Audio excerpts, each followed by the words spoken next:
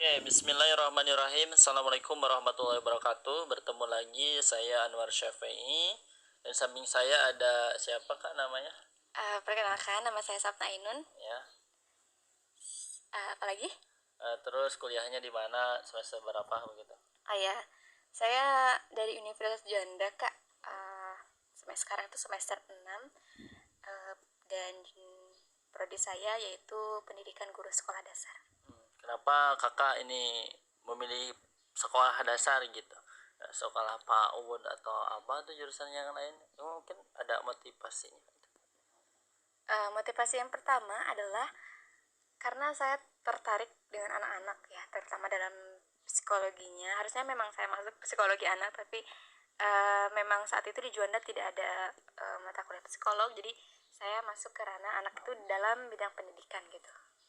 Nah, insya Allah untuk bincang-bincang pagi ini ya, pada pagi yang cerah ini, hari ketiga Ramadan 1443 Hijriah atau 4 April, kita akan bincang-bincang ya bersama narasumber kita.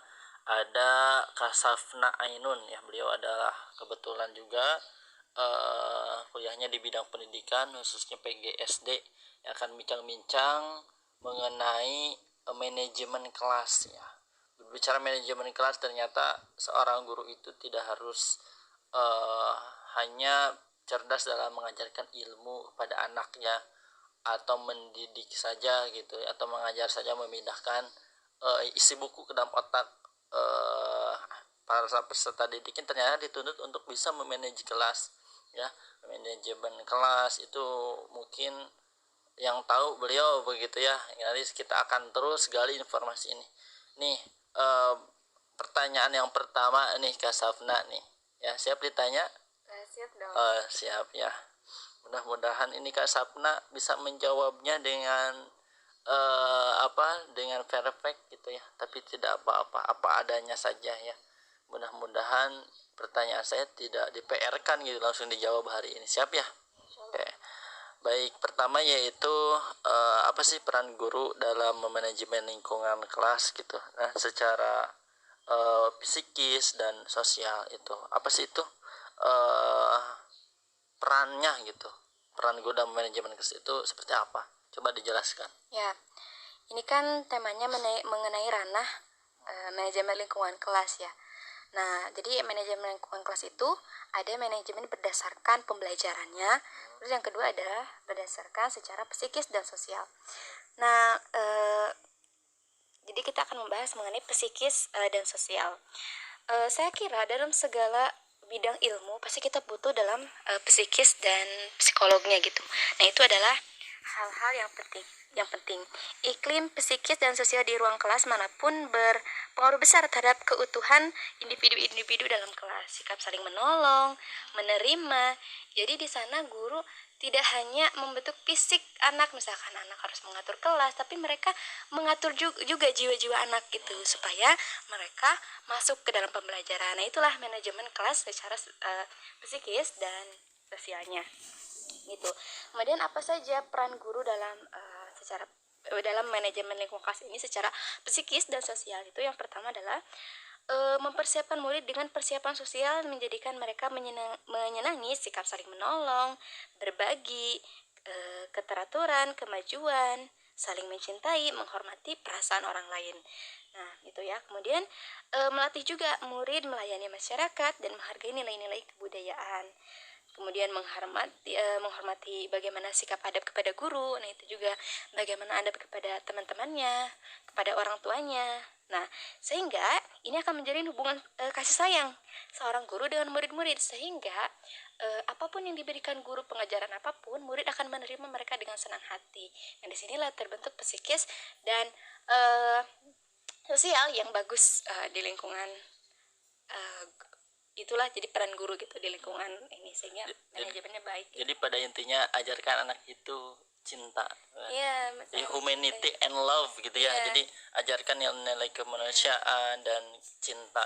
Nah, kalau anak-anak sudah cinta sama gurunya begitu ya, insya Allah mata pelajaran apapun akan masuk gitu, Iya, dicerna betul. dengan mudah itu ya intinya. Karena dia mencintai gurunya. Kita saja ibaratnya ketika kita mencintai seseorang, apapun yang mereka minta, Akan apapun, diberikan gitu. iya, apapun yang mereka minta, apapun yang mereka suruh, pasti itu akan dilaksanakan karena sudah saling jalinan kasih sayang antara keduanya gitu. Masya Allah, jadi Ya, aku itulah. semakin semangat gitu Ya, ya mencintai dia, mencintai kamu maksudnya. Ya, lanjut ya. semangat. Terus nih yang kedua ini luar biasa keren sekali. Jadi aku baru tahu nih bagaimana memanajemen kelas itu seperti itu, ternyata tidak bukan mengatur bangku doang gitu kan. Iya. Tetapi mengatur bagaimana perasaan anak Psikis dan sosial. agar anak itu tumbuh jiwa tolong menolong di dalam kelas seperti apa gitu kan. Supaya tidak stres bagaimana begitu, seperti itu ya. Ingin belajar tidak harus di dalam ruangan terus, mungkin bisa kita ajak sesekali di luarnya, di luar kelas misalkan. Mungkin itu termasuk manajemen kelas atau tidak, misalkan apa harus di dalam kelas semuanya gitu. Tentunya kalau menyangkut manajemen kelas, ini kan manajemen di kelas, artinya manajemennya harus dilakukan di kelas, ya. Tapi bentuk pelatihannya itu tentu saja interaksinya bisa di luar, artinya. Tergantung kondisional ya. Iya, betul. Maksudnya seperti itu. Oke, baik, pertanyaan yang kedua yaitu apa sih peran guru dalam mengatur interaksi kelas? Bagaimana itu peran guru mengatur interaksi kelas itu seperti apa, Bu Ainun? Bu Ainun, Kak Ainun maksudnya ya. Iya, tuh. Nah, tadi kan kita udah memahami ya tentang bagaimana manajemen kelas, lingkungan kelas secara psikis dan sosial. Nah, itu ranahnya ke peran guru dalam mengatur interaksi di kelas. Aduh. Nanti potong ya. Lanjutkan. Ya, Mohon maaf pada kesalahan teknis ya. Baik. Mungkin yang pertama untuk interaksi di kelas itu tindakan guru. Yang pertama adalah perencanaan, yakni persiapan untuk kegiatan ruang kelas. Nah, jadi dalam artian ya kita harus merencanakan persiapan dalam kegiatan di ruang kelas dulu. Kemudian yang kedua adalah manajemen, yakni penguasaan perilaku murid. Jadi kita memanajemen perilaku murid. Perasaan apa yang akan kita bawa, jiwa-jiwa apa yang kita akan bawa di dalam kelas itu. Apakah kita akan membawa anak-anak itu dalam perasaan mereka ceria? Apakah dalam momen dimana mereka misalkan menjadi pembelajaran bermakna sehingga mereka harus merenungi dan berpikir, apakah seperti itu. Jadi guru memanajemen perasaan perilaku murid gitu. Kemudian instruksi ialah pengarahan-pengarahan yang membantu pembelajaran murid. Nah, seperti contohnya adalah partisipasi, yakni kita harus mengetahui di kelas nih jumlah berapa kali murid ikut serta dalam penjelasan atau menjawab pertanyaan guru dalam bentuk yang baik dan terarah. Kemudian percakupan atau coverage dapat diukur dengan apa yang sudah dipelajari dan dihafal murid-murid sebelumnya serta menjelaskan pengetahuan yang sudah dia kuasai sepanjang tahun pelajaran. Kemudian adalah keberhasilan, yakni penguasaan apa yang dia sudah pelajari serta berpindah ke tahap pembelajaran berikutnya. Itu yang tindakan guru dalam interaksi ini ya. Kemudian interaksi, jadi ada interaksi guru dengan murid, ada interaksi murid dengan guru. Nah, jadi interaksi guru dengan murid ini yaitu salah satu contohnya vonis dan penghargaan para guru kepada murid-muridnya. Itu sangat penting. Ini itu sangat berpengaruh besar terhadap prestasi siswa ya, ketika misalkan kita memberi penghargaan kepada murid, baik itu penghargaan berupa materi maupun non materi, itu akan membuat mereka terpacu untuk terus berprestasi. Nah, makanya itu manajemen itu sangat penting ya untuk memotivasi anak. Selanjutnya yaitu daya tarik dan penampilan murid. Nah, kita harus kadang-kadang guru itu hanya tertarik dengan murid-murid yang bersih, rapi ya, seperti itu kan ya, murid rapi bersih, sehingga kepada murid-murid yang terlihat misalkan bajunya kucel gitu kan, kucel indah kumal ya. Iya, kucel dan kumal salah satu contohnya. Guru-guru tidak mau melihat, padahal itu harusnya guru-guru tuh merangkul mereka. Bisa merubah gitu Iya, ya. bisa merubah. Iya, contohnya misalkan faktor apakah yang membuat mereka seperti ini? Apakah orang tuanya tidak mengurusnya?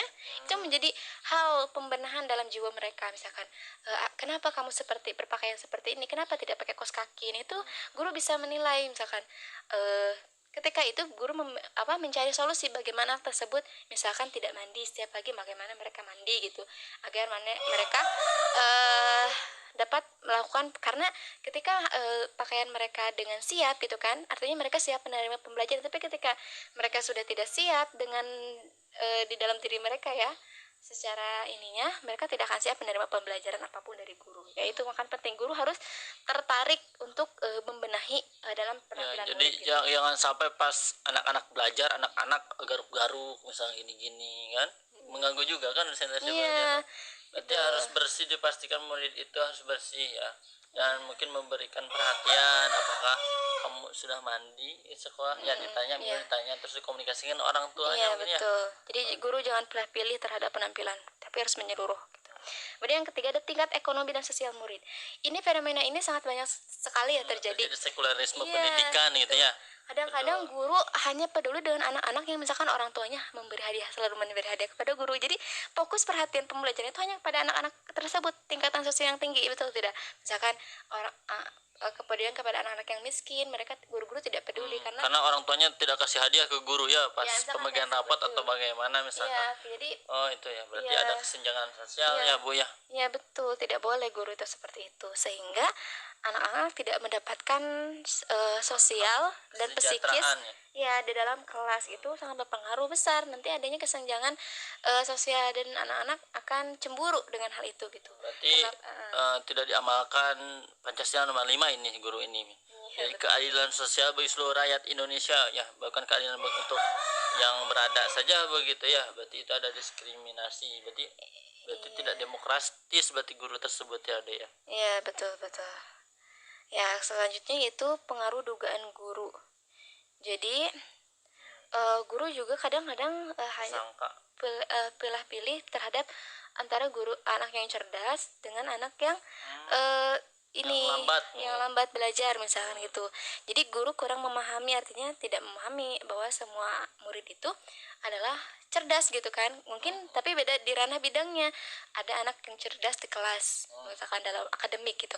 Ada anak yang cerdas dalam non akademik, dan itu bagi saya suatu berpengaruh juga terhadap psikis dan sosial mereka gitu. Maka jangan membeda-bedakan, dan guru harus tahu bahwa semua murid adalah cerdas gitu. Selanjutnya adalah pengaruh jenis kelamin guru dan murid. Nah, jenis kelamin mempunyai peran sosial yang definitif ya, yang harusnya oleh budaya atas individu-individu dua jenis kelamin dengan mengabaikan perbedaan biologis, fisiologis, dan otonomi masing-masing individu. Jadi peran ini memiliki sejumlah perilaku tertentu. Akan tetapi sebagai sebuah profesi mengajar itu memiliki keterampilan, prinsip-prinsip dan landasan. Jadi oleh karena itu guru harus dan diharapkan menjalankan profesinya dengan cara yang hampir sama, terutama ketika kondisi belajar mengajar juga hampir sama. Jadi tidak ada bedanya tuh guru lebih menyukai murid-murid laki-laki misalkan, sedangkan ibu guru lebih memihak yang perempuan. Itu tidak boleh ya, membeda-bedakan murid-murid tersebut. Misalkan yang membeda-bedakan itu harus, tapi membeda-bedakan di kelas itu tidak boleh. Ada ranah membeda-bedakan, contoh membeda-bedakan ranah antara jenis kelamin adalah misalkan ketika sholat, atau misalkan ketika pergaulan. Nah itu tidak boleh. Tapi kalau membeda-bedakan di kelas itu tidak boleh ya, mau dia laki-laki dan perempuan guru adil kepada ini. Tidak boleh karena gurunya perempuan membela perempuan lagi ketika mereka berantem misalkan. Nah itu misalkan itu harus tahu, itu akan berpengaruh juga terhadap psikis dan psikologi anak-anak. Jadi tidak boleh sebagai guru itu membela salah satu pihak baik jenis kelamin yang baik kepada guru, dan yang berarti guru itu harus bersifat netral. Betul. Harus konsisten begitu ya, harus menjadi profesional. Oh iya, karena guru itu harus memiliki 4 profesional. Pertama yang kami ketahui itu pedagogi gitu kan, personal, terus interpersonal ya, dan yang lainnya ya. Jadi sosial juga, kompetensi sosial harus dikuasai oleh seorang guru ya. Ya betul. Nah selanjutnya itu pertanyaan selanjutnya nih, apakah seorang itu harus menjadi role of model atau teladan gitu, atau kedua bagi murid-muridnya atau kehidupan bermasyarakat? Ini seperti apa nih yang dimaksud dengan peran guru menjadi teladan gitu kan, bukan teladan telat datang pulang duluan ya, bukan dengan malu kan, guru itu hanya datang ke sekolah isi absen gitu kan. Beda malu dengan di Jepang ya kak ya, kalau di Jepang itu berangkat itu dia pagi-pagi, kalau pulangnya duluan itu menjadi gengsi gitu. Kalau di Jepang, di kita beda, guru-guru itu pulangnya berangkatnya belakangan gitu ya, terus pulangnya duluan. Ini bagaimana ini guru menjadi seorang teladan itu seperti apa, tolong dijelaskan nih Kak Ainun. Oke, dalam Islam pun sebaik-baiknya guru adalah teladan ya. Jadi dalam teladan ini tidak dalam artian bahwa berpura-pura di depan anak-anak, kita berpura-pura misalkan menjadi guru yang ramah, misalkan sering tersenyum, atau itu juga menjadi salah satu kadang guru gitu sering banyak berpura-pura ya, kita misalkan sehingga anak tuh berpikir, misalkan ketika di kelas ibu gurunya baik, misalkan dia sering tersenyum, ketika di luar dalam pembelajaran, ketika misalkan bertemu di dalam ranah bukan di lingkungan kelas ya, ternyata gurunya itu sangat antisosial sekali, misalkan membeda-bedakan gitu, kemudian dia ternyata tidak ramah gitu kan, nanti anak berpikir ini sebenarnya guru kok seperti ini gitu, kok di kelas guru kita baik tapi kok di dalam kelas kok di luar kelas enggak. Nah sebenarnya anak berpikir seperti itu. Jadi yang pertama kita adalah melatih diri kita sebagai guru pribadi, bagaimana 4 kompetensi yang salah satunya yaitu kepribadian itu terbentuk dalam diri kita. Jadi bukan berpura-pura baik gitu. Jadi menjadi mendarah daging. Iya, mendarah daging. Bagaimana kita ya guru itu ya, keinginan kita untuk jadi teladan murid-murid gitu. Jadi tidak ada sandiwara atau berpura-pura gitu. Nah dari itu kemudian sehingga demikian guru akan mampu mempengaruhi murid-muridnya, dalam arti mereka menjadi lebih terbuka dan lebih siap menerima perilakunya gitu. Nah mungkin seperti itu ya. Jadi pada intinya guru berperilaku seperti itu secara wajar, dan bahwasannya guru tidak sengaja menampilkan suatu penampilan. Jadi jujurlah kepada murid-murid gitu ya. Ketika misalkan gurunya salah, minta maaf lah kepada murid-murid. Suka ada ya guru tuh pengen selalu benar, tapi justru ini membuat anak gengsi gitu ya. Iya. Guru tuh gengsi melakukan kesalahan, pada itu salah, nanti akan membuat anak-anak guru selalu salah nih, guru selalu benar nih, jadi murid selalu salah gitu. Nah iya, sehingga anak-anak nanti akan timbulnya ketidaknyamanan dengan guru-guru gitu. Jadi mereka tidak mengetahui konsep kebenaran itu seperti apa, karena gurunya juga mengajarkan seperti itu. Ya baik, oke. Jadi guru itu harus jujur intinya Maya, bahwa saya salah, ya aku ya gitu, ya, Bapak betul. Salah, mohon maaf ya. Jika Bapak misalkan itu tolong diingatkan, berarti penting ya sifat saling menasehati. Jadi berhak ya seorang murid menegur guru, apakah berhak Kak Ainun? Sangat berhak gitu, masukan dan segala, tapi ada adabnya juga terhadap murid dan guru dengan murid. Adabnya yang sudah dijelaskan kan dalam Islam, bahwasannya bagaimana cara kita berbicara. Tapi kan kadang-kadang anak SD selalu jujur ya, mereka tidak kurang mengetahui mengenai perilaku atau adat, tapi mereka langsung jujur spontan gitu. Nah itu juga menjadi masukan bagi kita gitu, untuk mudah memperbaiki diri kita. Oke. Nah selanjutnya yaitu pertanyaan selanjutnya nih, mudah-mudahan bisa menjawab pertanyaan yang sebelumnya juga. Insya Allah luar biasa ya jawabannya. Nah untuk selanjutnya itu pertanyaannya yaitu bagaimana mengembangkan motivasi belajar nih ya siswa kita agar semangat belajarnya tinggi gitu, tidak main gadget terus gitu. Murid itu kebanyakan kasusnya seperti itu, laporan dari orang tua kebanyakan ya, karena belajar di rumah hampir 2 tahun gitu kan.